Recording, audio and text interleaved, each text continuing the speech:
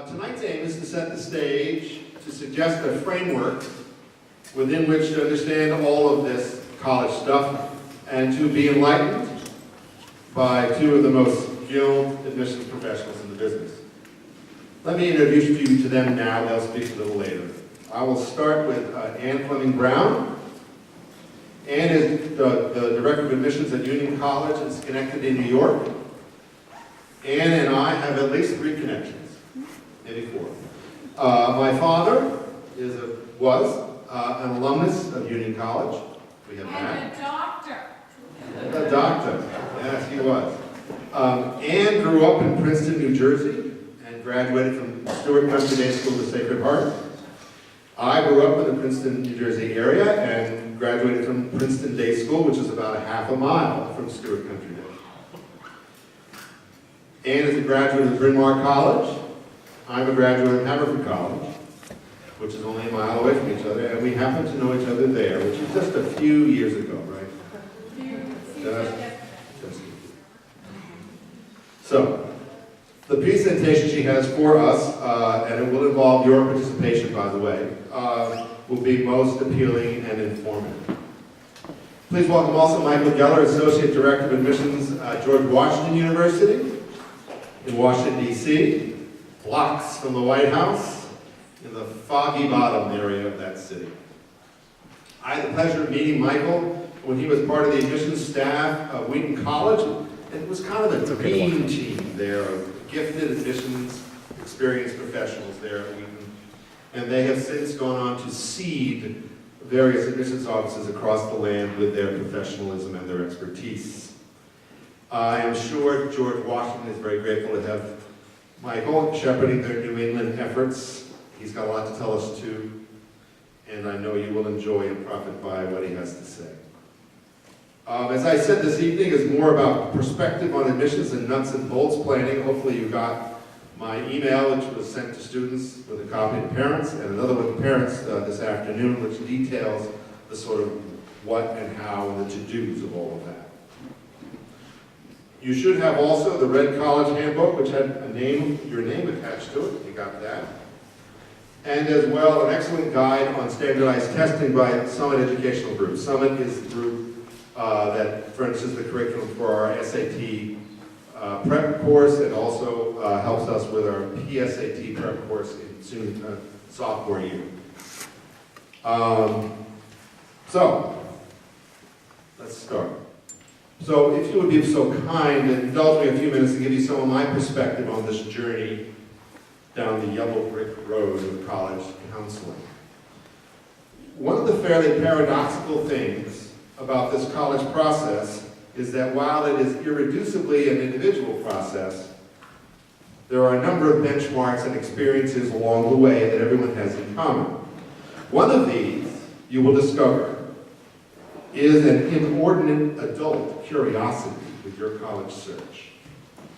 If questions haven't started yet, they will soon. You just have to have compassion for your elders. We really just can't help asking. In fact, actually, I urge you, the students, to turn the tables. Don't wait for the questions, ask them yourselves. As you go through this process, I suggest you ask your parents and any adults you can find about their college journeys and how they found the colleges they attended. And don't let them get away with saying, oh, well, I was different. No. You want to hear the details. You will find great variety in their stories. Many different ways of measuring success in this business. And that's the point, really, that I want to make. There's a great Native American expression that says, there is only one summit, but there are many paths to the top. The summit I hope you all reach in 5 years' time is that you are ending your undergraduate college career ready and raring to take on the world. But how you get there is going to vary greatly among you. I really hope it does. That doesn't mean I want 41 individuals to go to 41 different colleges, or 41 to go to one college. If I wanted to do that, that would be fine, but I can't predict that or engineer it.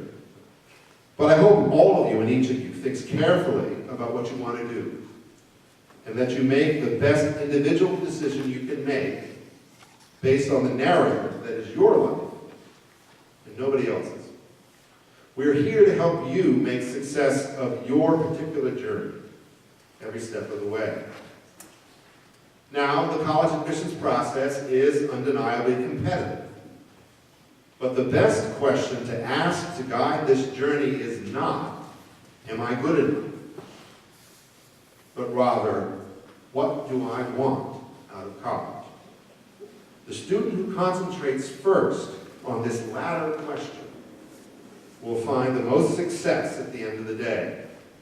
In this great wide world of ours, it is always possible to find someone whose level of achievement exceeds your own in some way.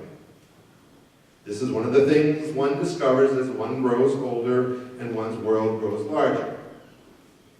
Bigger ponds await us all. But don't let that distract you. A student hung up on adding up will not be able to handle that fundamental reality of life with any kind of success. No, this is the time to seize the day and take advantage of the opportunities within your grasp. We'll have fruitful discussions and figure out which opportunities are within reach. Don't worry about that. I even wonder whether some of you might be pleased or surprised by the number of opportunities that really do exist for you out there. But first and foremost, this is not a time to just see how you measure up. The notion that the admission to a college with a name that will look terrific on a bumper sticker is what one must have for future success in life is an illusion. Your life is not a zero-sum game defined by a college admissions decision. Don't settle for that. Insist on more.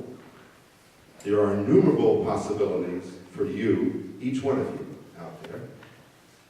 There are opportunities aplenty for every student graduating from this high school and proceeding on to college. Let's find yours. The key is to be in a position to take advantage of the opportunities that come your way today, tomorrow, and for the rest of your glorious life.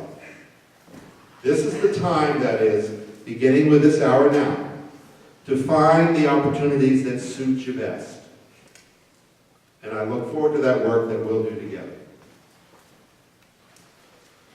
I'd like to make one more point, if I could, before hearing the good perspectives of Mr. Geller and Mrs. Brown. Allow me to relate a Buddhist story.